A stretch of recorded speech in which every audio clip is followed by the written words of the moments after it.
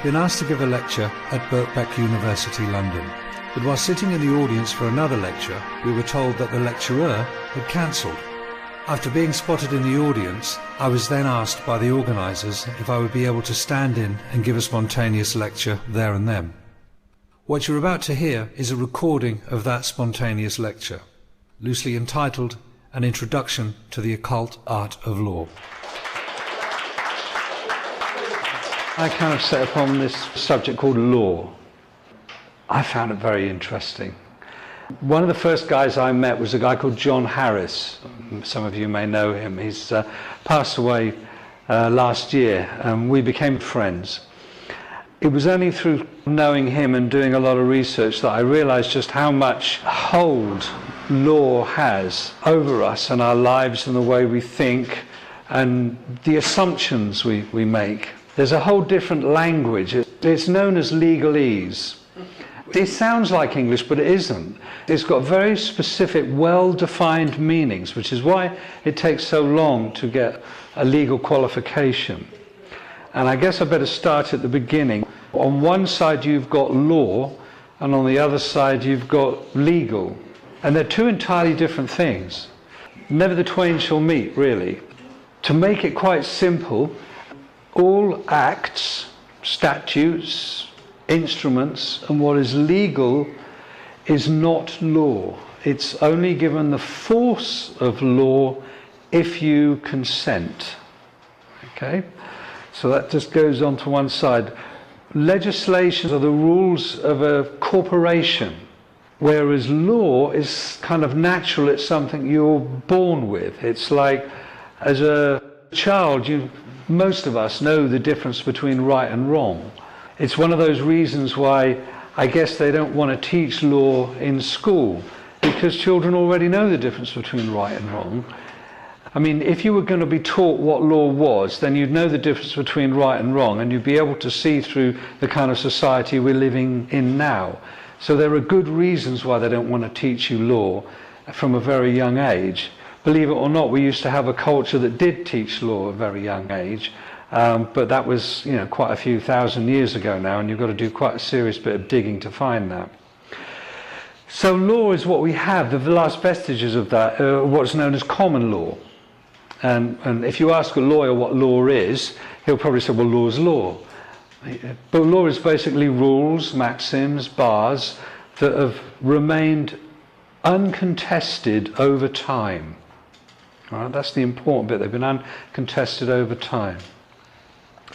So what we have now, let's go through some of these words, and I'll translate them into English, and then you can see how profound their meaning really is. If we take the first one, the first word is registration. We're told to register so many times. We buy a piece of software, it's not going to work until we register it. Our car's registered, our children are registered, all kinds of things we're registered. This word, we're letting somebody know that we exist or something when we register to vote. What does it mean in legal terms? It's a very specific meaning. When you register something, you are giving away whatever you are registering to whoever you're registering it with. Let that sink in, because it's really profound. Register means you are giving away whatever you are registering to whoever you're registering it with. So you buy a piece of software, it doesn't work until you register it. So you register it, which means you're giving it away. And they're saying, okay, well, you can have it back with a magic secret code, but only under our terms and conditions of use. What we'll do is we'll grant you a license. And if you're in breach of that license, then there's consequences for that. Sounds bizarre, isn't it? You buy something, you think, well, that's mine. I'll buy that. It's mine, it's fine. No, in order to read it, you've got to give it back. But I've already paid for it. And when you read it, there are terms and conditions applied to how you read it, and maybe what information you divulge from what you've read. So you can see it's a way of tying you up. But let's go on a bit further. Let's look at this word application. It's one of those things we do a lot. To get a job. Application. 17th century translation to that, as it is today, application means you are a beggar. And it's presumed you know what you're giving up in order to get what you're begging for. Submit. It's not like, oh, I'll submit this to you. Submit means you bend to another's will. So if you submit an application to register, what you've done in terms of legal is you've given up all your rights voluntarily. Because remember, there's laws against slavery, but there isn't any law against voluntary slavery. We've been deceived, and it is a deception. It's an immaculate deception, really, when you start getting to the bottom of it. But let's go to the next bottom line here. What else do you register? Well, you register your birth, don't you? Your birth is registered, and you get a certificate. And if you look at that certificate, and it's an incredible document, really, when you start reading it with legal eyes, you just think, oh, it's got the mother's name in it. It hasn't got the mother's name. It says informant. And on the back of it, remember, it's got the Crown Corporation logo on it. By the way, the Crown is a corporation. It's not the Queen. On the back of it, it says, this is not proof of identity. Well, you think how many documents are derived from that birth certificate? Your driving license, your passport, your NHS thing, all of it comes from it. So if it's not proof of identification, what does it mean legally? So you're kind of left with this conundrum. I've registered my birth, I've got this bond back. Bond. Bond is an abbreviated word. Where do you think the word bond comes from? It's really obvious. It comes from bondage. You've been registered. When you register something, you give something away. You've been given into bondage to the Crown Corporation. This is legally what it means. If you're given into bondage to the Crown Corporation, and we can prove it because there's a certificate that says that's the case, what does that mean? What's the bottom line here? Well, I'll go back to a little bit of history now. I haven't got anything behind me. But those of you who used to play Monopoly probably can remember that a pound sign used to kind of be like this, and it had two lines through it. Remember that? Yeah. And the dollar sign had kind of like this S, and it had two lines through it.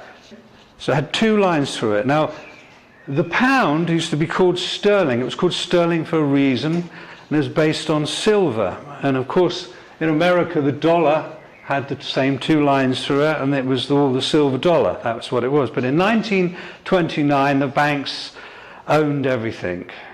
They owned absolutely everything because of a thing called the Wall Street crash, which they brought about into existence.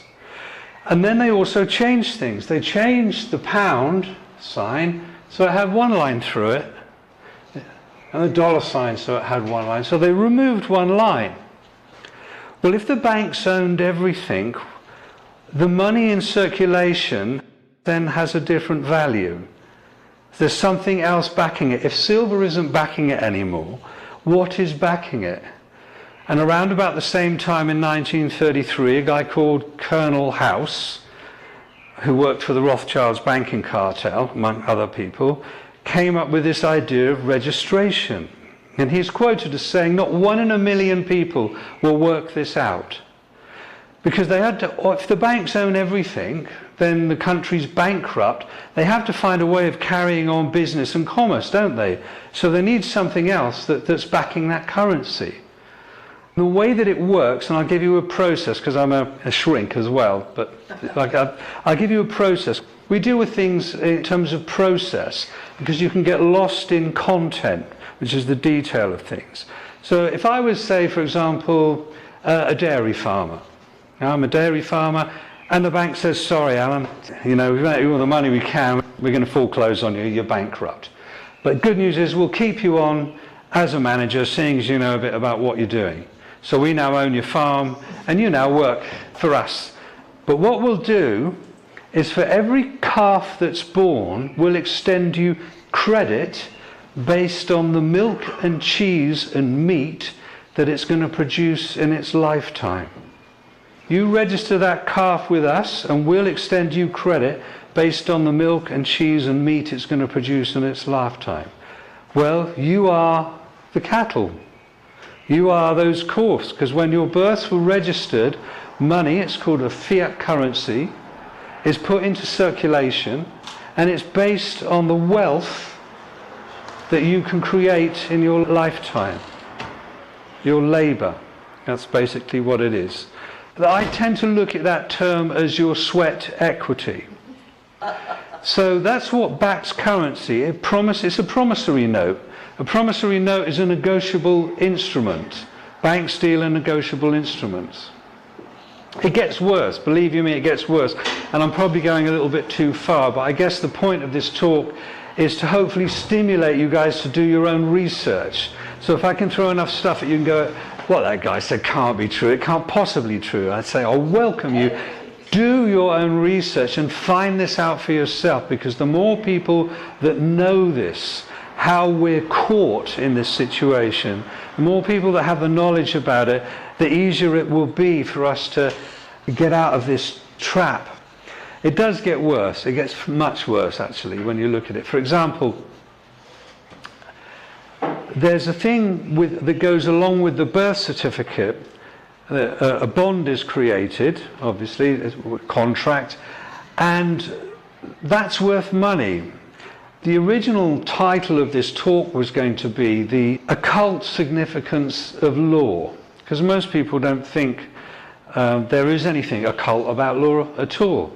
And those that would do any research would go, oh, that's absolute rubbish, Alan, that can't possibly, that I'll totally reject that. And by rejecting it, lose the opportunity to begin to comprehend what's really going on. Because there is a very strong occult aspect to law. And the reason they dress the way they do, and the terminology and the language that they use as well. In fact, it's very much an occult art.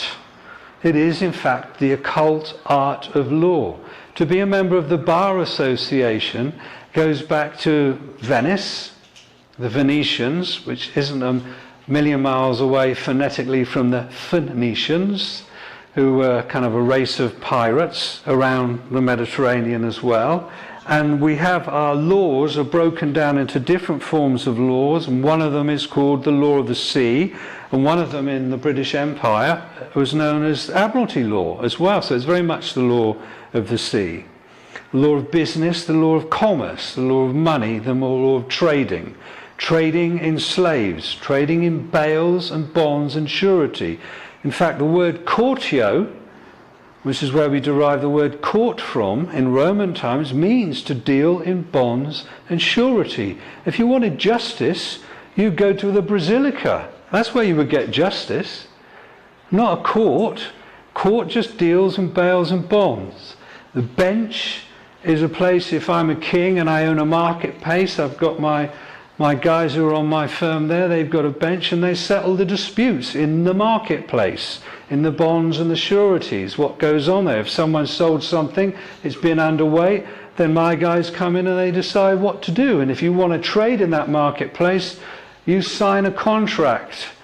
You have to be allowed, you get a license to trade. Remember I say you register, something's given to you, it's taken back to you. There are now terms and conditions. If you want to trade, you have to register your business. You have to give it all away, and it all comes under one heading, one big pyramid under the top of it, the Crown Corporation.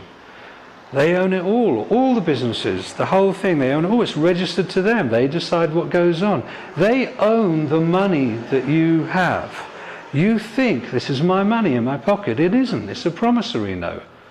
And your tax, some of the tax you pay, is the rent for using that. It's theirs. They own it all. It makes sense when it's explained like this. People say, I'm going to pay a tax, I'm going to keep this. And well, it's rent for their money. They own you. And the occult aspect of it is that they own your mind, your body, and believe it or not, they believe, these guys are completely off their dials, your soul. This is why they have all the gold, because gold is an immortal metal. This is why they like the precious, they like all that gold. That's why they hold it all, and that's why they circulate money. They now own everything. They have you in bondage. It's a slave slave-based society, and it's a voluntary slave-based society. You've volunteered. You've entered into a contract. So when you go, for example, it even gets worse. You're part of a, believe it or not, a death cult. The three forms of law: the first is the Uniform Commercial Code, the second is canon law, the Holy See, and the highest form of law, believe it or not, in this country is Talmudic law. Babylonian Talmudic law. Talmud. Okay, so the first form of law deals in bonds and surety and you as a slave. And as you're owned, they can do exactly what they like to you, and that's exactly what they do. They extend the credit based on the milk and cheese. All right, so you register to vote. I'm just outlining stuff here to hopefully stimulate your own research.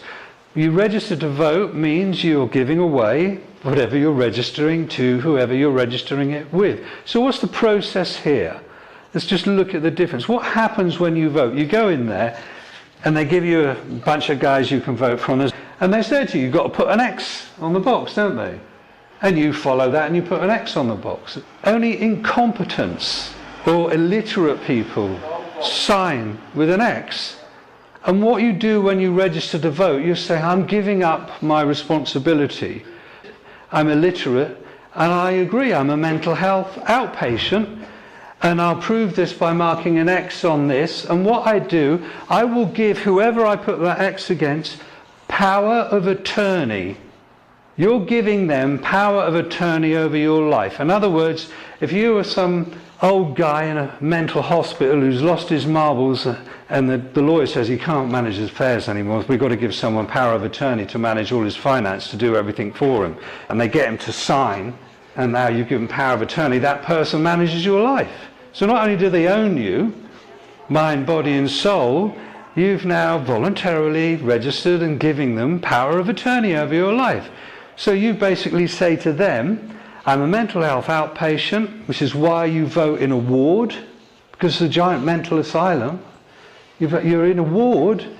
If you prove to them that you're an illiterate, you put the X on there, and you registered to vote, you've given away your rights, and now you've given them power of attorney. In other words, you say to them, I've let you decide what you think is best for me. If we want a war, that's fine. I've got no say in it. And what they will do is, like, shall we say, the deranged young son who's managing has got power of attorney over his great-grandmother who's spending all the money on drugs and resources like that. He'll tell her what she wants to hear. What do these politicians do? They'll tell you what you want to hear. That's the way they're playing the game. Above a mental health outpatient, which you've proved yourself to be in their game, is the House of Commons. They're commoners. So you're less than a commoner. People come to me and they say, oh, about the Magna Carta, Alan, that gave us all the rights and all the other stuff. The Magna Carta deals with baron. Baron, French for free man. You're not free. You're a bonded slave. Magna Carta is only pertinent and has any meaning to somebody who's not a bonded slave. So you'd have to be in the House of Lords today to be able to have any power or sway with the Magna Carta as a baron, as a free man. And the House of Commons, people like David, they're less than that, and you're right down there. You've got no rights at all. You voluntarily gave them up.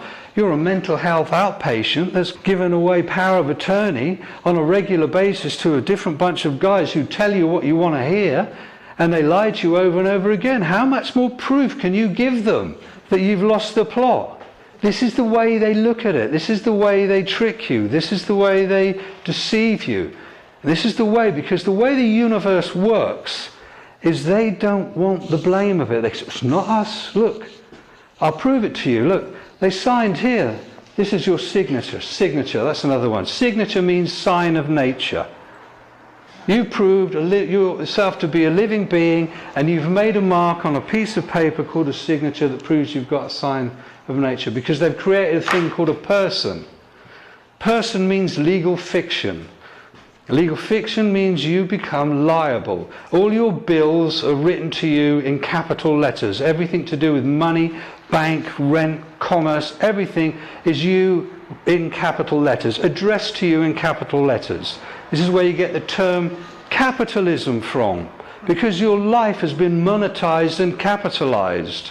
As a bonded slave, you are what back that currency, and you've given them power of attorney. You've given them power. You can moan, you can whinge all you like, but they'll just say no to the universe in their magical system. Sorry, but it's not on us. You signed, you gave, that's your signature, isn't it?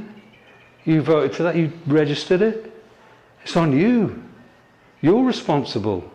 It's on you. You made that decision, not on us. We don't inherit the karma, because the whole system works on an occult way on curses.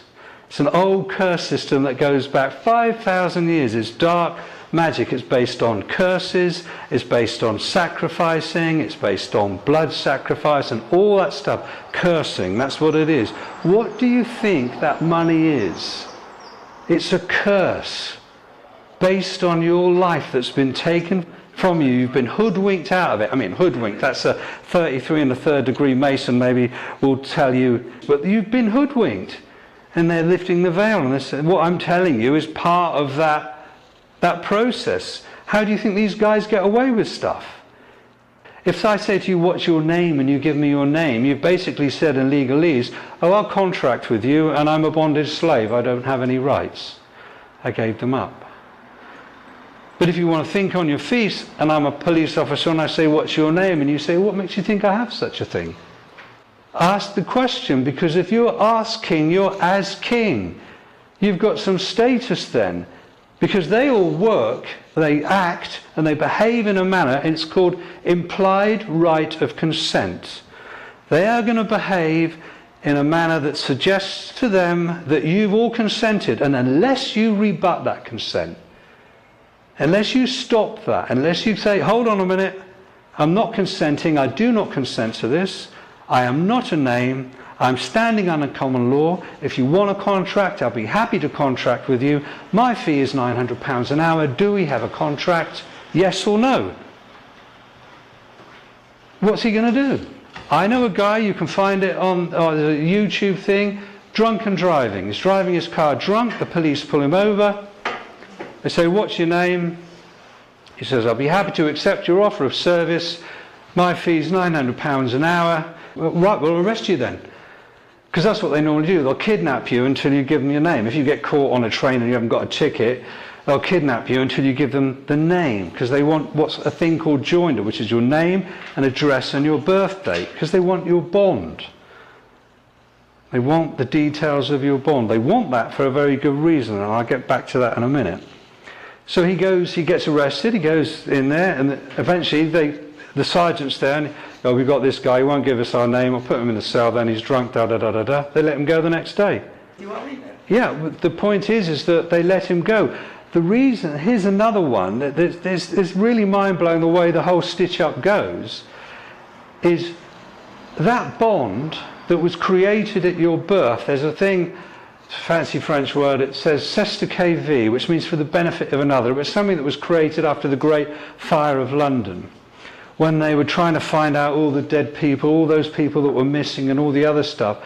But on one side, but on the other side, they were trying to raise a new form of currency, of credit, because remember these guys, these Templars had done it before. How do you think they financed those big, nice Gothic cathedrals and all the rest of that with their money lending, international banking scams and all that? But that's another history. But in 1666, after the Fire of London, they created a c'est de vie trust. The way they work it in terms of the occult side, they say, okay, you're born, you're created by the divine. Therefore, you inherit the earth. And you inherit in abundance. If you go on the internet, you can check it out. If we lived in the whole planet, 7 billion people lived in the same population density as Paris, we'd take up less than half the size of Texas. All the rest of that space on the planet would be left there. That would be us. It would probably be crowded and horrible and all the rest of it, but that's about it. So you inherit, if you want to work it out, I took the time and trouble to do it actually. If you looked at it, you can do it online. Work out all the nice, arable, usable land, not the desert this guy was trying to claim, but that's there now, divided by 7 billion people. Each one individual gets 4 areas the size of Twickenham rugby field. All right, and that's good. That's your birthright. Something you can build a house. Exactly. That's 4 Twickenham-sized bits of dirt. That's your birthright. But of course, your mother registered you, so they take that asset, don't they, off you? That's your birthright. It's taken from you straight away. But what they do is they monetize it because they monetize you and that asset. And that asset is supposedly, from some researchers, I can't confirm it, but I know there's one lady that came here, she actually managed to find it, around about £2 million.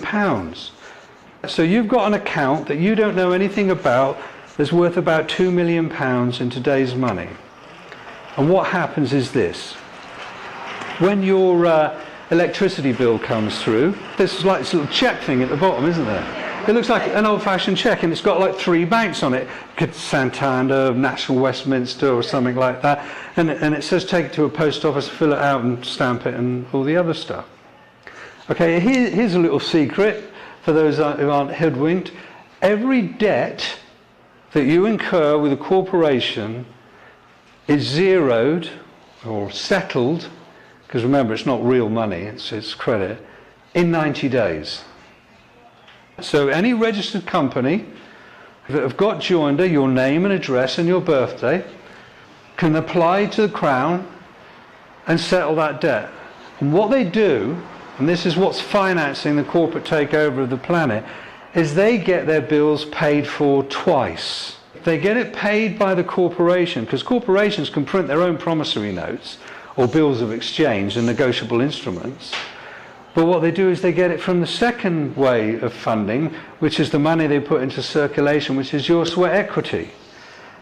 So they get paid from your bond account, which you don't know anything about, and they get paid by the money that you've had to go and work for, and you pay that bill off, so they get paid twice. And corporations, that's what they do. And the guys that are high up in the financial aspects of those corporations know this stuff. I've dealt with them. You know, and you can play this stuff. You can say to the council tax or whatever it is, that's already been paid. It's 90 days. It's outstanding. It's been done. Prove to me that it wasn't. It hasn't been paid for. And they can't. Because what they're doing is they're technically committing a fraud. Because they're asking, it's a fraudulent, isn't it? If I say it's cost that much and you've already paid for it and I try to get you to pay for it twice, it's fraud, isn't it? For the normal people. Double bubble, isn't it? It's called double dipping. Okay, but this is all part of the system that we're living in. You've got all this stuff, all those rights, all that economic power. The corporations are playing a game. When I was a kid, it used to be called piggy in the middle. Corporations one side, and they've got this account, and they throw it over you, because you're down here like that, and the other one catches it. Thanks for the money, I've got that. And you don't even know you've got that account. The occult aspect of it, again, is like when you have to go to court, you're actually being invited to a dark ritual, which is why you're summoned. You're summoned to appear. Like you're some sort of ghost or a spirit, because that's what they think you are. Because that trust that's worth money, they don't tell you about it, but you could have reclaimed that within 7 years. But after 7 years, the law of salvage comes along, and the government say, okay, well, that's a wreck, well, we'll have that. So they salvage that, and they use that. So you can't get it anymore. Even though they know in the real world you're alive and flesh and blood, you know, because you've got your national insurance thing, you know, you go to the NHS, they know you're physical, you know, they'll take blood from you, all the other stuff. This occult system doesn't see it. They're off their dial, these guys. Unless we begin to see that this is what's really going on, instead of just going, oh no, this is just preposterous, absolutely preposterous. How can this possibly be the case? Unless we kind of just, you know, open up our horizons a little bit, honesty, open-mindedness and willingness, and go, okay, well, I'll entertain this for a while. I'll do a bit of research and see if there's anything what this crazy guy was talking about. Do it yourself. Check it all out. You're summoned to appear in a court. Why are you summoned? Because as far as they're concerned, you didn't collect that account within 7 years. So there, you're presumed dead. So if there's any liability, then they have to summon you, because that's what you are. You're a spirit. I know it sounds absolutely barking, raving mad, doesn't it? But this is the way they do it. Because the way these guys work is, and they've had many, many years to do this, they know if they can control your mind, then your body will follow. And they will use all manner of things. Just round the corner from here, there's a thing called the Tavistock Institute. Those of you that do a bit of research or do a bit of shrinky stuff like me, no, it really does some good work, but it's got some extremely dark aspects to it. And its whole founding is extremely dark. It's about mind manipulation. And really, when you start realizing how you're controlled in this system, they don't mind what religion you believe in. There is only one religion, and that's the religion of money. And they want you to believe in that more than anything else. That's what they're selling you, is that religion. You can go one day a week, if you like, to your church or whatever it is you go to, and feel good about yourself. That's great, because as long as you go back the extra 5 days and you work, because that's your worth, that's your offering. You are handing over your will and your life to the god money. And for those people who don't know it yet, the word mortgage comes from l'amour, death grip. Death grip, that's where it comes from. You buy one house, you have to 6.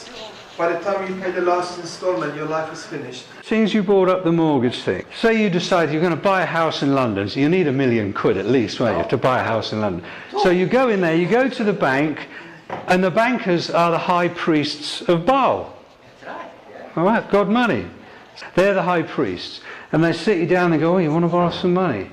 Well, the first thing they want to know is they're putting a scam on you is, what's your sweat equity worth? What do you earn as a slave? How much are you worth as a slave? That's it, first question. So the first thing they do is they'll say, okay, we'll get you to sign this. And what they do is they get you to sign, remember, sign of nature, a promissory note. And they've got your name and they've got your address. So they take that promissory note and they put it in an account, and they, out of thin air, create £1 million. They always do it double dealing, double bookkeeping. They've got your bond that you don't know you have, and they've got all your details. So if you die, that's okay. That exists. It's got currency. And then they'll talk you into an insurance policy. It's called a life insurance policy. That's the one they'll like as well. So you go into the bank, and your signature has created £1 million. Okay, right? So in effect, you've actually already bought the house. Right, but then what they do is they talk you into paying another £1 million, which they call the principal. They deceive you by saying that we're lending you this £1 million. So you've gone into the bank as a sovereign, created, living being, soul, flesh, blood, inheritance and everything. Your signature's created £1 million. They've got an undertaking from you now to work for the rest of your life to create another £1 million. And they're going to charge you interest on that as well. So you've created £2 million plus whatever interest they want to put on the top of that. What have the bank risked? A big fat zero. But then that's the religion, isn't it? Because they get you to go out there. You are handing over something of value on a daily basis. When you clock in or you go to work, you're giving the most valuable thing that you've got, your time, your life. That's you paying homage to their God. Okay, you can go one day a week somewhere else and believe that you're doing something else, but physically in your reality, you've got no choice. You're in bondage. You want to talk about freedom? Tell me how long you're going to last without money in your pocket, and then you see how much freedom you got. That's the reality. That belief is so powerful. I mean, if you were to get £100,000 in used notes and just throw it on any street, Trafalgar Square or somewhere like that, you'd see complete insanity. You'd see total violence breaking out. I've worked in rehabs. I've specialised in the treatment of addictive clients, you know, drug addicts, alcoholics. And their parents would come in and they would say to me, well, he's done detox, he's done his cold turkey, surely those cravings are gone. You know, he's not physically addicted to it anymore. I said, oh, no. And they look at me like this. I said, no, it's the psychological addiction's the most important thing. I said, they're addicted to a mood and mind-altering substance. And they said, well, we don't understand, you know, as long as he doesn't drink anymore, as long as he doesn't do any more heroin, he'll be fine. You know, that's what changes his mood and his mind. And I say, okay, here's a table. I'll put a wee baggie of smack, some brown on the corner there, bit of coke, bit of marijuana, bit of nice grass, nice sticky bud, say, something like that would be nice. Some bottles of Moet Chandon, eh? Some Nuit Saint-Georges, a few bottles of Rioja, all right, if you want, a couple of tins of Tennant's, or Special Brew. What would you like? And they go, oh no, we're not really interested in anything. I said, I'll tell you what, I'll put £5 in used 20s. Oh, that would be nice. How would that make you feel? And they go, oh yeah, that makes me feel great. I said, okay, all these other substances, if you imbibe them, there's a chemical reason that's going to change your mood and your mind. But you're telling me this printed paper is going to make you happy? Is going to change your mood and your mind? Watch them on the game shows when they win something. Watch them with the gambling. Watch them. That's a mood and mind altering substance that's more powerful than all the other ones on the table. Because all the other ones on the table, you can get rid of that addiction. You don't have to be addicted to that. There's ways around that addiction. But that other addiction, that psychological addiction, you try getting along without that one. Even if you want to, even if you try not to. It's probably the hardest addiction that there is. Exactly. So that's what you're kind of dealing with in terms of the mind programming and the addiction. Now it sounds really dark and gloomy and all the rest of it, but there is a solution, and really the solution is always been there. And this is probably why it's going to sound a bit cheesy and corny. The solution is a thing called a spiritual program. Is to reclaim your soul, your sense of value, your sense of worth. You know, and there are plenty of spiritual programs out there that don't demand you give them shed loads of money and all the other stuff.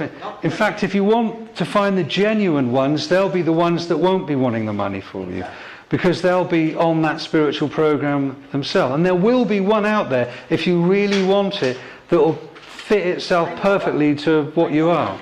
I know one.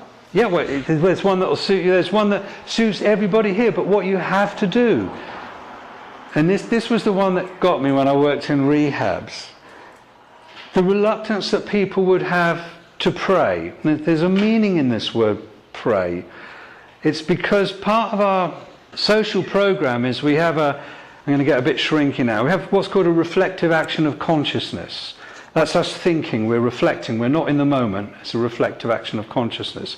And what tends to orchestrate that, and it's pre-programmed to a certain extent, and it's hardwired in, it's a thing called an ego.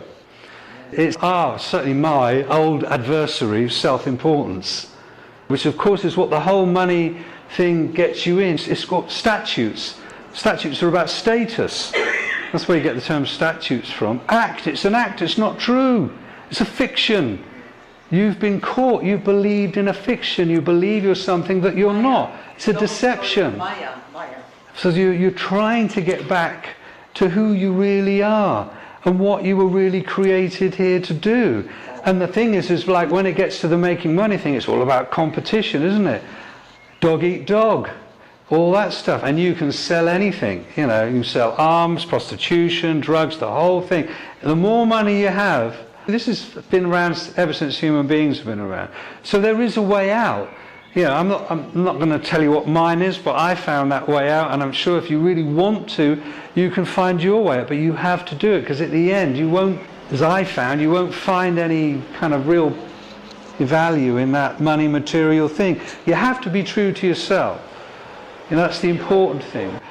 A human being could mend a bird's broken wing and make the desert green again. We have that ability. It's been given to us. There's a difference between given and grant. There's an aspect of you which has been given to you. In other words, you do what you like with them. That aspect of you that has been granted is finite. And that's your life in this particular realm, in this dimension. You don't know how long you got. And you're willingly to sacrifice it to get money and stuff like that, you know, and to be part of this system. And it's you know, who can blame you? We're all born into this. We don't know any better. Most of us, it's taken us years. I mean, it took me, I was about 40 years of age when I managed to sort of really get over the shock of being born. You know, really to sort of get it all together in perspective. What the hell's going on? What's all this about? All that stuff that wasn't mine that had been dumped on me, and I was going, well, no, that's not mine. That's that. I don't want that. You know, that's right. This is mine. That's mine. That's who I am. Right, I'm going to do that. Because you know, if you're true to yourself, then a pathway will open up to you. You know, it will find its way if you connect to the universe in that way. Because remember, these guys that have created this spell, they know how the universe works. They've got a way of doing this dark magic and keeping you in the dark. The first solution you need is to learn, is to get some knowledge. The stuff that I've told you, learn that. I'll give you some links at the end. You can do your own research, because then when you see what I've told you is true, you need that, because once you've got that, then you go, well, I need to find a way out of here. You need to realize what your prison's like, how you got in there in order to find a way out, how the door works and stuff like that. And you've always got two options. You can turn around and go, hey, I know this stuff. I'll screw the system now. I'll get as much money as I can out of it. I know guys that do that. They learn all this legal, all this law stuff and everything, and they pass, you know, promissory notes and negotiable instruments. They run frauds. What do you think these guys that are running things do in the City of London? What that place is all about? It's horrendous. Yeah, you can do that if you know what's going on. Or you can be true to yourself. You can say, no, this isn't what I want. I want to get back to what I'm supposed to be here, whatever that is. But I'm going to try and find out what that is. Which means I've got to let go of this. So whatever that standard of living I had before, and whatever it was based on, I might have to take a different set of life choices and find out what that is. And at the same time, you need to start following your heart and not the head. Because this is what fools you, is up here. You have to follow your heart. I'll say the G word and you think I know what I mean there. For some people, other people would say the Great Spirit, other people would say love, other people would say love is what animates the fabric of the universe and what animates you if you allow it to do so and you truly want it to do so. If you really want it to do so and you see what's going on here, you say, look, I don't want any part of that, I want to change that.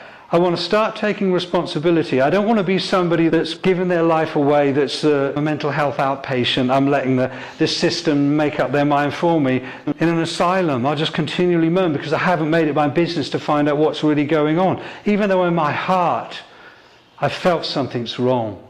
I mean, all of you are here because you're looking for something. You're looking for something different. You've come here because what's out there, X Factors, you know, all that other stuff on the telly and all the other stuff, isn't giving you nourishment anymore. You're looking for something else. So that's why you're here. The history that you've got now is false. It's been rewritten mostly over and over again. Right? You're just going to have to accept that. It's lots of rewrites just like Hollywood. But there was a time when there was true law of love, and there were teachers that came and taught that. And they said very clearly what was going to happen and what was likely to happen if humanity didn't change. If you kept following the moneylenders, the slave traders, with their false religions and all that kind of stuff, where it was going to go. What you have is basically this. And this goes back to a very old story. And some of you might find this uncomfortable, some of you may not, or some of you may agree. But as far as my researchers can work out, we are genetically created vehicles. We have these genetically created vehicles, and they were created by beings that, shall we say, were fallen, i.e. they didn't have souls. And we were meant to be their slaves. But there was a trick that was paid on them that they hate us for, because it turns out, after they had us being their slaves, being really willing and loving and all the rest of it, they suddenly realised, hold on, these guys have got an aspect of the divine with them. These guys have got a soul. We haven't. And that's why they hate us. And these people, if you want to put it in a psychological term, or these beings, or because I'm not interested, I don't even care if you're a reptilian alien. I'm only interested in one thing. I don't care if you're black, white, yellow, wherever you come from. I'm only interested in one thing, and that's the quality of your consciousness. What is it that's inhabiting the vehicle you're inhabiting? Where's that at? Where does that want to be? Where does that want to go? That's what really matters when you get through all that divisive stuff. That's what's really important. You know, we really need to just focus simply on that. I met this lovely girl today, young, beautiful, chatty girl. She was Greenpeace. I said to her, "You're selling." Yeah. She said, "No, I'm not. I'm working for Greenpeace. I'm doing something good. The pollution and all the other stuff, the government aren't doing anything, and so we in Greenpeace are doing it." I said, "I bet you feel good about that." She said, "Yeah." I said, "But somewhere along the line, you're going to ask me for a bank account, aren't you?" And she went, "Yeah." I said, "You're selling." I said, "The guys that create this world the way it is with all its pollution are the banksters and the moneylenders. You're working for them. You're selling for them. You're getting work for them. And you're feeling good about it, aren't you?" Look how clever they are. Religion, there's two authorities to get law from. One is from the divine, and the other is from the consent of the people. God made us the trustee, and we've got the consent of the people because nobody's arguing with us. Therefore, what we say goes. And if you don't, we can use force to stop you. You don't have to consent. Even Theresa May says we have a police force in this country. We are policed by consent. Let me just go through this very quickly. There's two things to a police constable. That's two things. Police. The term police comes from policy. The policy man is enforcing the policies of the Crown Corporation, of which you are a citizen, which means worker, which means slave, and you've handed your will and your life over to that. Constable is something completely different. A constable has sworn an oath, which means he's in his honour, to prevent a breach of the peace. That's all he's there for. So he's got two roles. Now, if you said to him, "I don't recognise you as a policy enforcement officer, but I do recognise you as a constable, and you will honour your oath." If you refuse to honour your oath, then under common law, you've committed perjury.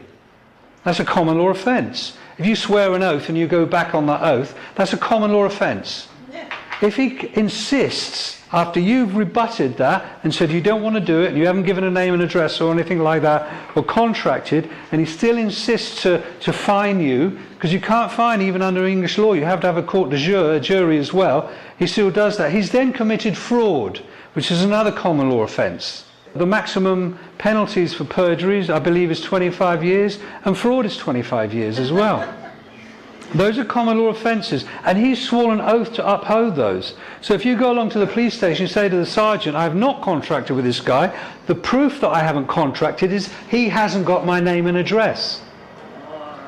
Do you want to add kidnap to that? Because he's committed perjury, he's attempted to commit fraud. Are you going to kidnap me until I give you something that isn't my property? Because that name isn't my property. In other words, you're asking me to give you something that isn't my property. As a police officer, do you think that's a good thing to do? I'll wind up. My intention was to stimulate you guys to do some research. I hope that's what you've done. Next week we've got a meeting in this room I was again. waiting for this all my life, love. Thank you very much.